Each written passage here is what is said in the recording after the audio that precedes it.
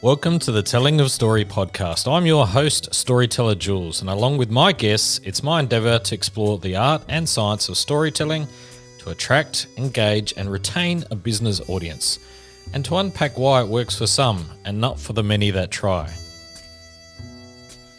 Listen in as Rodney Marks talks about how to engage with your audience. Eye contact and changing your pace, embracing pausing and the odd silence, and asking and answering questions. In a stand-up setting, dealing with hecklers keeps people in the audience entertained. In a corporate comedy setting, instead of heckling, there's asking questions. And it has the same sort of competitive edge to it. A heckler and a questioner will be trying to best the presenter, and the audiences enjoy that. And sometimes it's good to let the heckler or the questioner win. That's fine as well.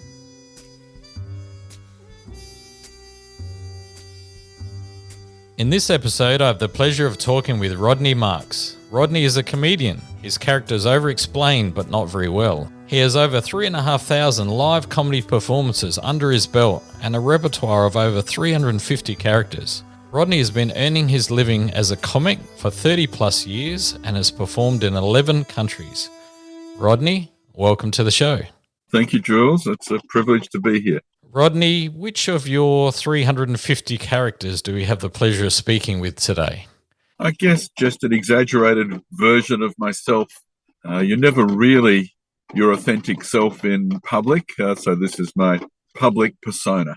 Rodney, tell me, the reason I brought you on, there's a couple of reasons. I think comedians are some of the best storytellers there are, and I'll come back to a few questions around storytelling in the comedic sense, but you also have a very specific form of comedy called comic hoax.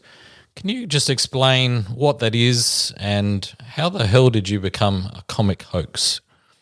Well, the comic hoax is a subgenre of comedy and combines a bit of sketch, a bit of stand-up, and quite a lot of storytelling, really.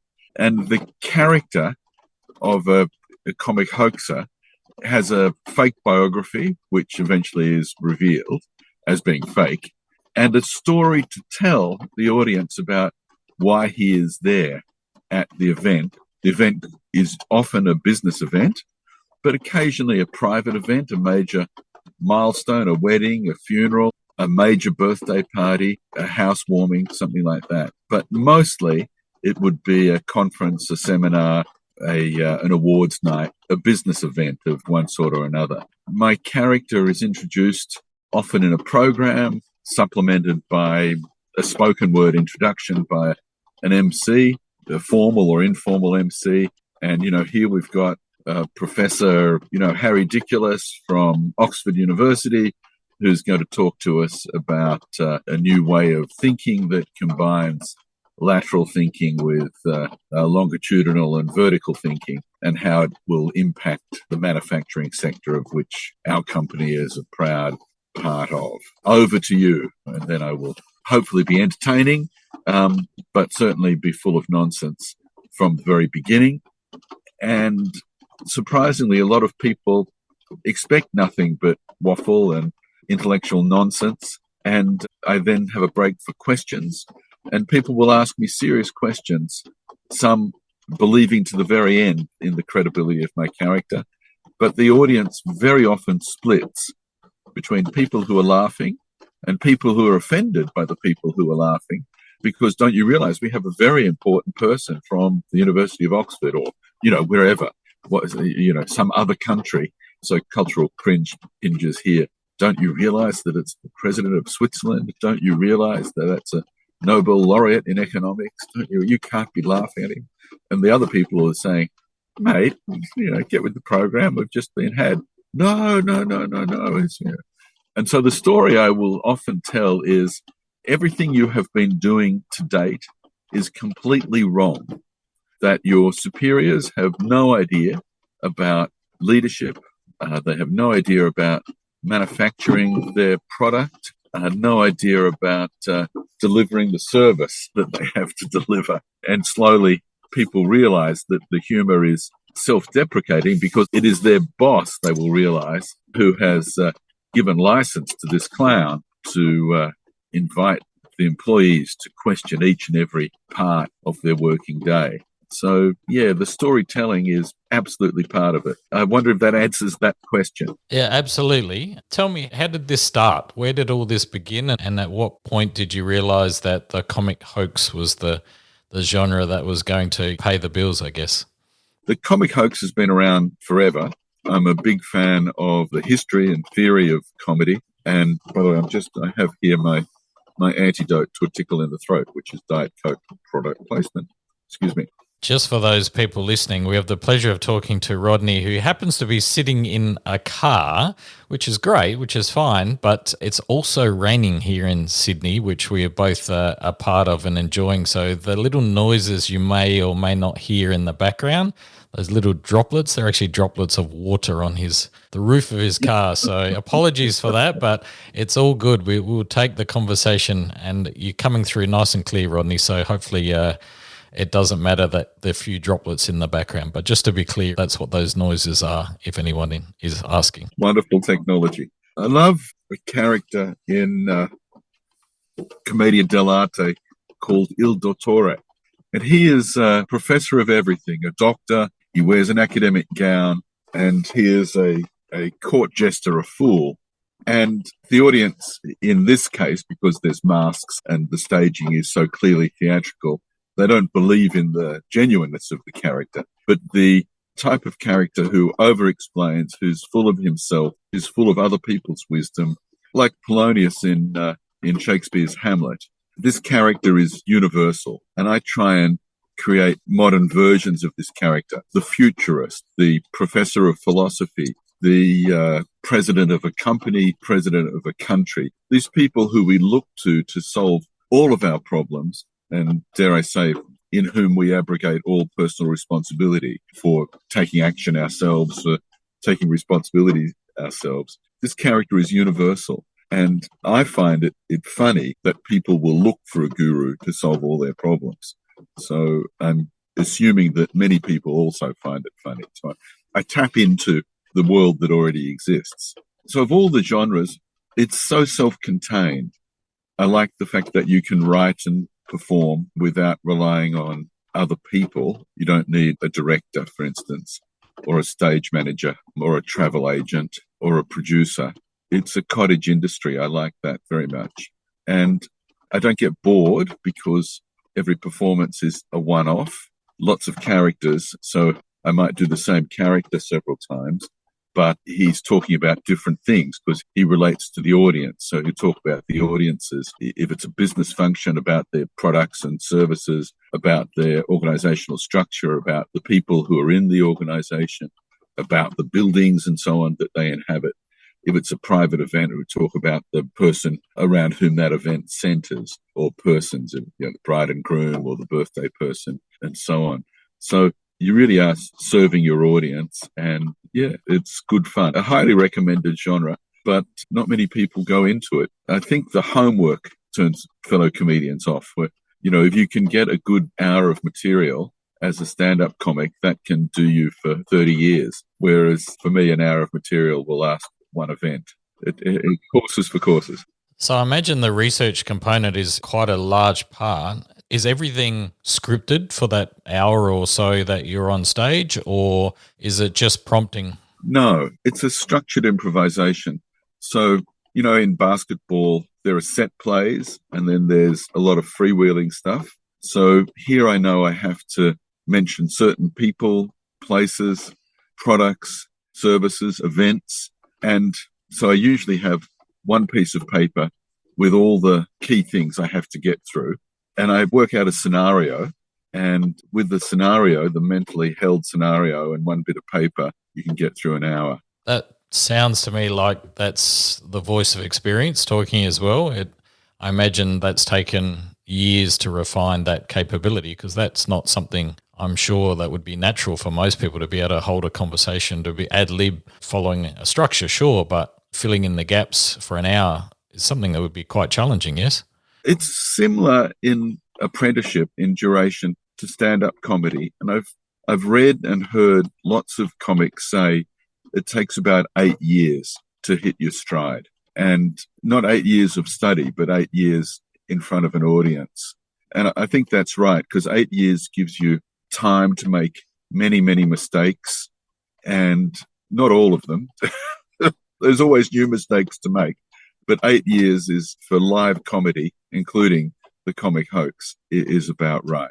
And obviously you can earn money in that 8 years, but when you get confident that most of your performances will succeed, then you really need to have a couple hundred gigs under your belt.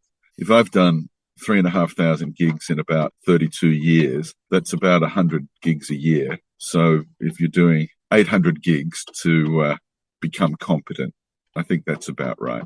If, of course, you have talent or brains, it might be quicker. But in my case, I think that's about 8 years.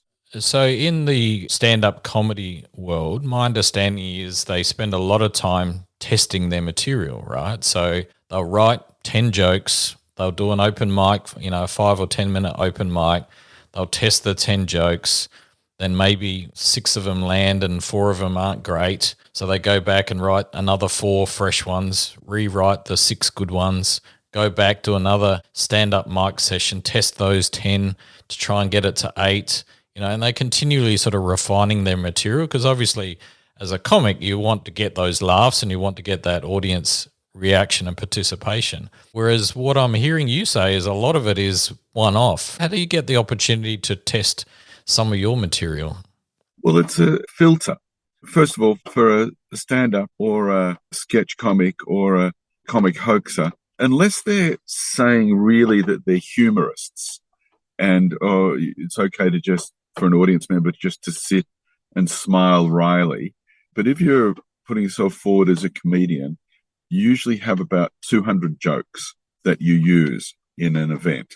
And so on a cruise ship, for instance, a comedian will have a 200 joke set of, say, 40 minutes that they'll do in the daytime, and then a kind of a rougher set that they'll do at night, for more lewder, more profane.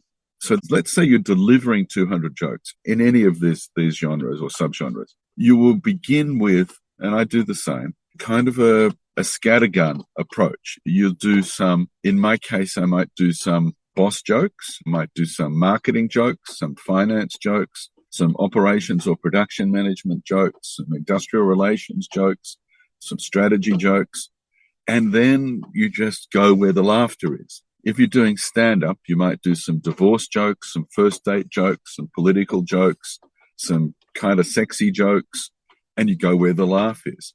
But in order to deliver 200 jokes in a set or in a performance, you've got to have many more than those jokes. So I have a repertoire of gags, I think, that it's about 2,000. Now, it's taken 32 years to get there, but that is not unusual. And I belong to various social clubs of other comics, and they have a different group. And sometimes I go to funerals of comics.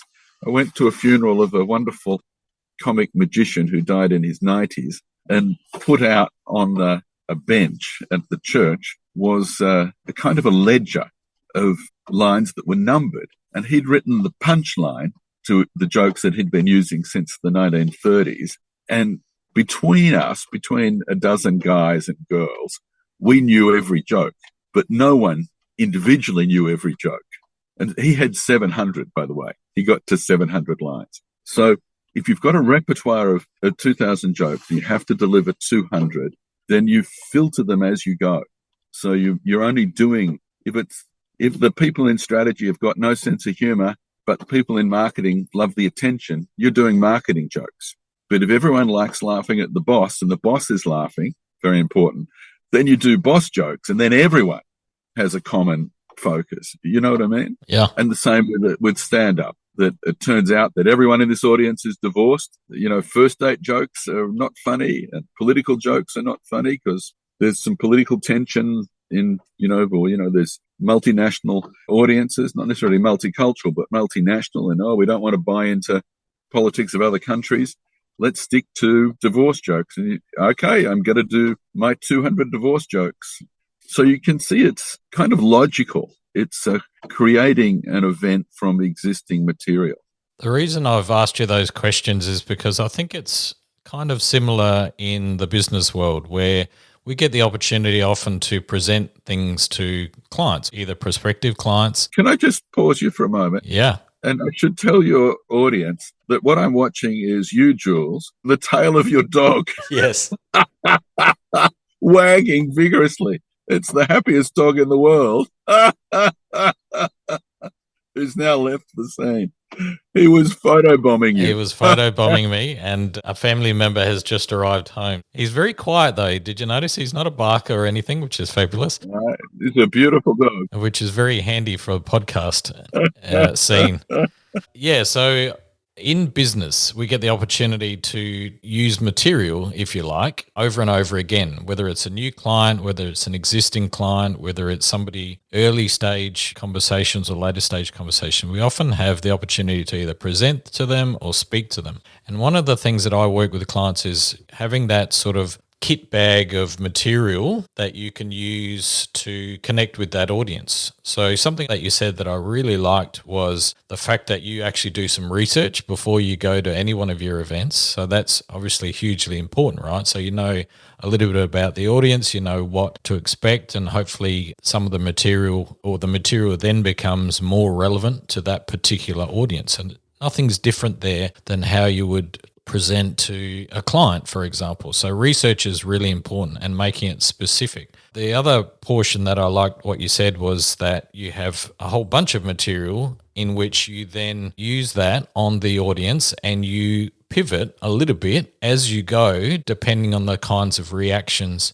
that you get. And that's something too, I think, similar in the world of, business, where if you're explaining something and telling a story and you can see that the audience is tuning out or not listening or going to their phones or whatever it is that's distracting them, then it's okay to actually go off script a little bit. It's okay not to go too far down a particular rabbit hole because you're only going to get further and further away from keeping that person's attention. If you've already lost it, then switch to something else. But the experience part then is able to bring all that together in a logical sequenced series of events. So I think there's quite a lot of similar, and that's why I'm asking you the question. There's a lot of similarities in the way businesses can develop some of their material. Look, and it doesn't have to, it's not comedic material, or not in every sense, but it's okay to have stories and it's okay for it to be personal as well. How do you feel about that sort of approach when it comes to speaking to a business audience in particular?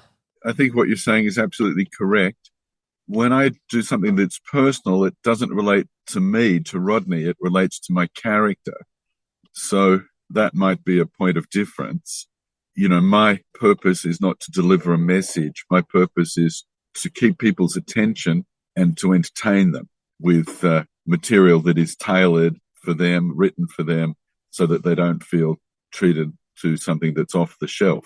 Yeah, so some comedians have a message, it might be a message that I approve of, like take notice of climate change or support diversity, engagement and inclusion, messages that I totally support. But that's not my comedy. My comedy is to entertain people. I am interested in, wordplay and the meaninglessness of jargon, for instance, and the ridiculousness of a lot of management terminology. I'm very interested in that. But the purpose is not to say don't use jargon, because I think it's unavoidable and would be naive to say that and prescriptive. But I just find it funny, and I think it's enough to entertain. And there are management educators who can do the message delivering. I don't believe that's the purpose of comedy. Tell me a little bit about the art of keeping somebody's attention, because again, that's what we try to do on a daily basis when we're talking to businesses, we're talking to clients. We're trying to get their attention initially, and then we need to keep it as well. So even if it's only in that short period of time, whether it's 15 minutes or an hour, what's some techniques perhaps of helping people keep somebody's, get their attention and keep it? Eye contact and changing your pace, embracing pausing and the odd silence, and asking and answering questions. In a stand-up setting, dealing with hecklers keeps people in the audience entertained. In a corporate comedy setting, instead of heckling, there's asking questions. And it has the same sort of competitive edge to it. A heckler and a questioner will be trying to best the presenter, and the audiences enjoy that. And sometimes it's good to let the heckler or the questioner win. That's fine as well. But it serves the overall purpose of keeping people attending to what's going on. Rodney, what do your kids think of your work? Well, they're all in their 30s. I've got 3 sons. The oldest is a comedy writer. That's Benjamin, comedywriter.com.au. So I think that his chosen profession indicates that he supports what I do. The next one, Joshua, is a documentary filmmaker, www.doco.tv for all your short and long form documentaries. And the youngest, Samuel, is a medical research engineer at Harvard Medical School. And he's a very funny guy. We thought he would be a comedian, but it turns out that when he presents stuff about glaucoma or some medical device, he uses his humor to keep people's attention. So I think they probably think that they wished there was more money in Dad's profession. I think that's fair.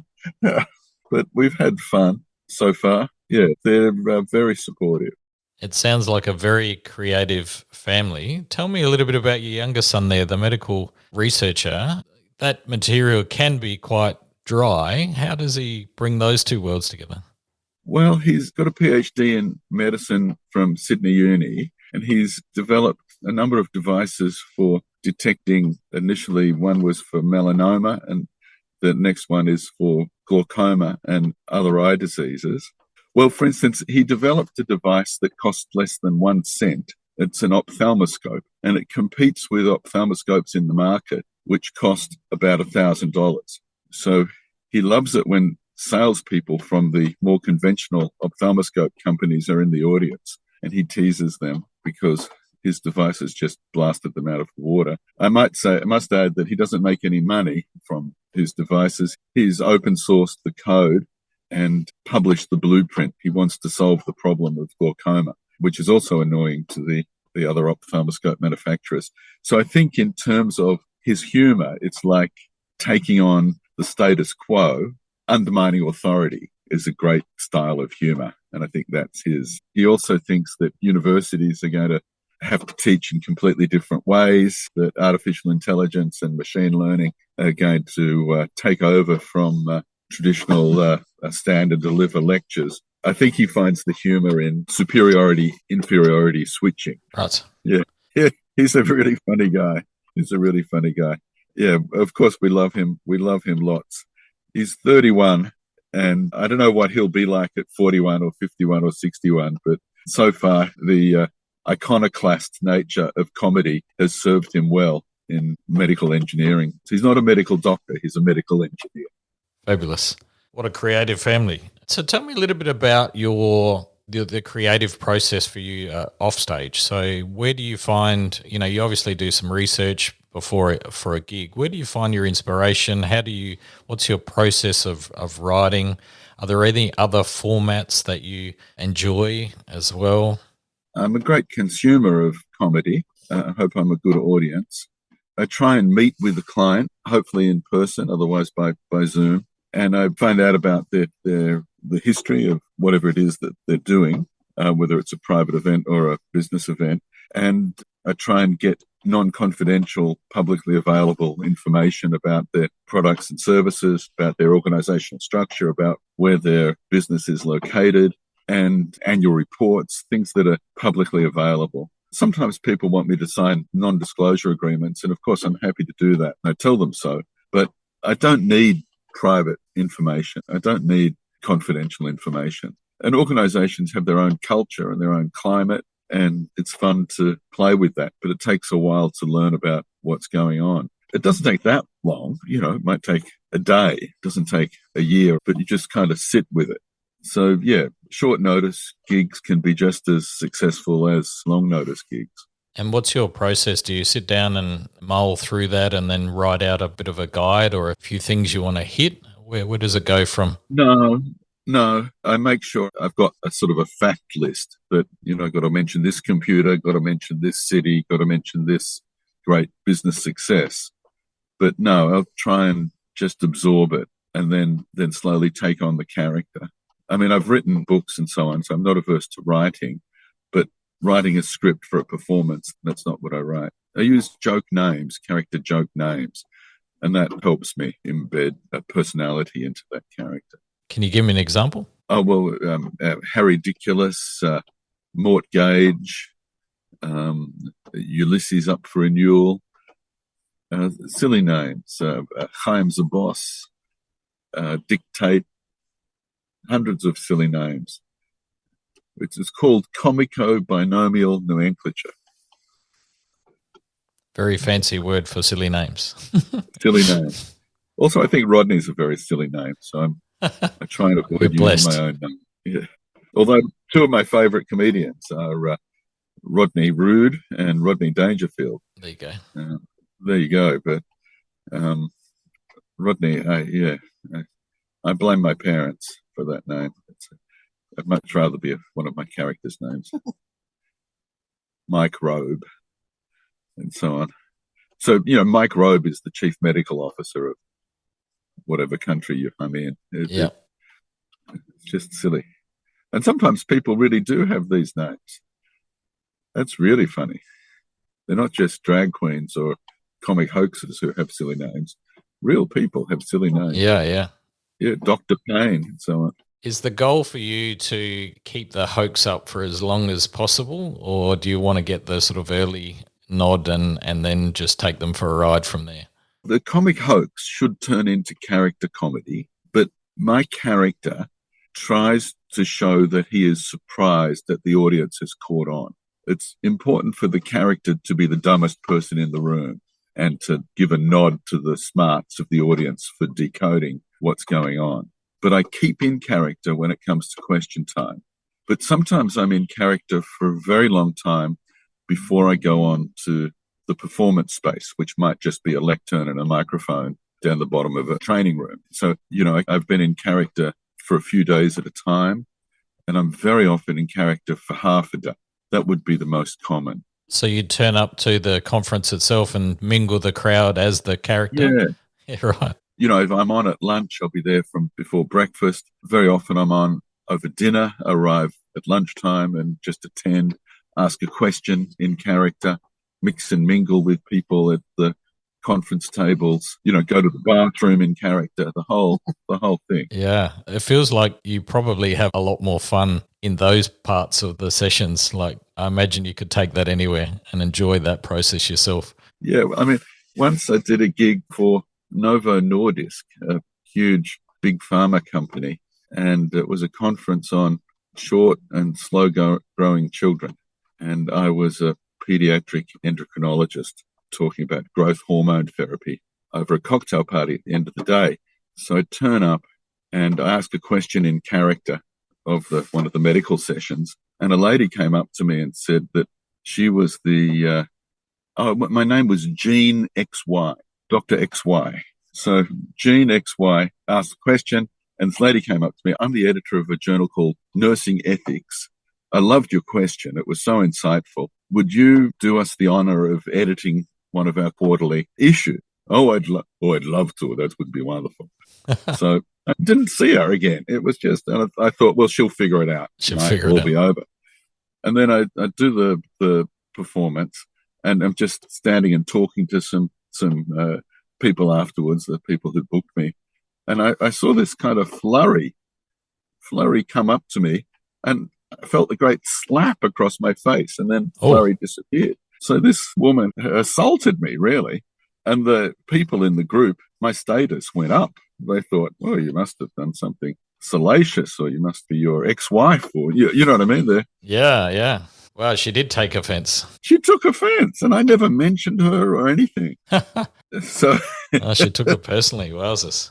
Yeah. How fabulous. But you see, for me, that's the mixing and mingling serves the purpose of establishing the credibility of the character. So he appears from within the audience, doesn't appear from behind the curtain. Yeah. And it's like, oh yeah, I didn't speak to that guy, but he looks familiar. He's been here for a few hours, and that's also, they wouldn't expect you to be a comedian. So just, oh, he's a funny guest. Well, what a funny guest speaker. Oh, this is so unusual that the president of Norway would be a funny guest speaker. But oh well, I suppose that's how you get ahead in politics and so on. People make up their own rationalizations, which I think is the key to storytelling. Once you have the through line, maybe the character, maybe you are the character, the expert giving advice becomes a character, then the person or people on the other side, they fill in any missing gaps. So it's a co-creation. The story is a co-creation. There's the story they have in their head. Well, this person must be jet lagged, or this person must be knowledgeable about so many areas. This person is so worldly or so well traveled, or whatever. You haven't said any of that. You've just said, I'm the president of Norway, and everything else gets made up in the audience's mind. It's quite a co-creation. Rodney, what advice would you give to somebody in business? Perhaps they're the owner of the business or the CEO or the head of sales. Doesn't really matter what position they hold, but perhaps they're a little bit new at the storytelling game. They're not as confident perhaps as they could be in front of an audience. What advice would you give somebody who wants to improve their storytelling and presentation sort of ability? Where would you start? Well, they're probably better at storytelling than they realize. So part of it is naming the elements.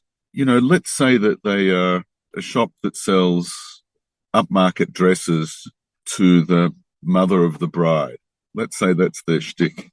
Well, you want to tell the story about how you became a dress designer, how you chose the shop in that area, how when you were a younger person, you always admired people who could make a living themselves. They created something. And then, well, these dresses are for people who don't have standard shapes. They're not waif-like, super slim. They're dresses for people who've got a bit of some love handles and some life experience. And let me tell you the story. I couldn't even get models to parade my dresses because all the models were so thin. And, I had to overcome challenges. I got some girlfriends to help me. And then when we sold the first dress, I kept that check, or I kept a photocopy of that check and I framed it. The storytelling comes naturally. It's what you hear people talk about in pubs or in restaurants or at your kids' schools. So in a way, it's empowering people to own their own expertise and to name the parts of it. And you see in some beautiful ads, the story is told so quickly in 30 seconds or 45 seconds, the story about how drinking Diet Coke makes you feel like you're at a party. And so there'll be an image of a party. And, how driving a car makes you feel like you're already home. It's like an extension of your home. It's an extra room of your home that you just take on the road. How wearing a particular jacket makes you feel that you're not wearing it, but it's wrapping itself around you. It's hugging you.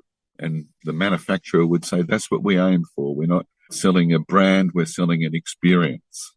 So I think that lots of people use storytelling, but not to the best effect. They need someone to walk with them to identify the skills they already have and to tell them how to use those storytelling skills to sell the experience of buying the product or service that they're selling.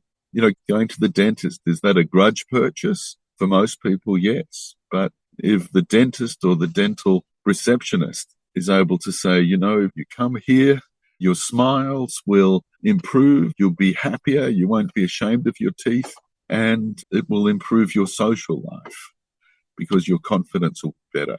So when do they mention teeth? Nowhere. They mention the outcome, It's fabulous advice, Rodney. I think we get too hung up on the feeds and speeds and the technical specifications of the beautiful products that we've spent years and years developing. And what we lack is that backstory, as you mentioned. The human side of how you got there is often the most compelling part. It's people think they don't have a story to tell, and yet when you start digging, they've got enormous amounts of stories leading up to a particular event. And any one of those can be linked through to the experience, as you say, like rather than a product or service, it's an experience. It's something that you'll get out of this particular thing, and it's the backstory, it's the story surrounding those aspects that will humanize it. I think that the work you do is really important, and I don't see any end time to it. Storytelling is perennial. You can do this for another couple of generations. It's as low tech or as high tech as you want it to be, and as contemporary or as old fashioned as you want it to be, depending how your clients or customers match with that style. But you do a really important job allowing people to tell their own stories. Thank you, sir. And we've been telling stories for thousands of years, so I don't think it's going to go away too soon. I think it will see me out anyway. Bravo. Rodney, I've thoroughly enjoyed our conversation. I do appreciate your time, and I've got to thank your wife who's sitting patiently next to you in the car. The rain has stopped. Where can the audience find out a little bit more about you and perhaps even book one of your sessions? Look, I'm so old that I own the domain name comedian.com.au. I saw that. Well done. So I'm easily findable and always looking for the next gig or gigs. And of course, if any gigs come from this, Jules, I'll get in touch with you. Fabulous. Let you know. And 10% coming your way. Oh, I've got that on record. I've recorded that. So, Rodney, thank you so much. Appreciate your time. Thank you, Jules. A pleasure.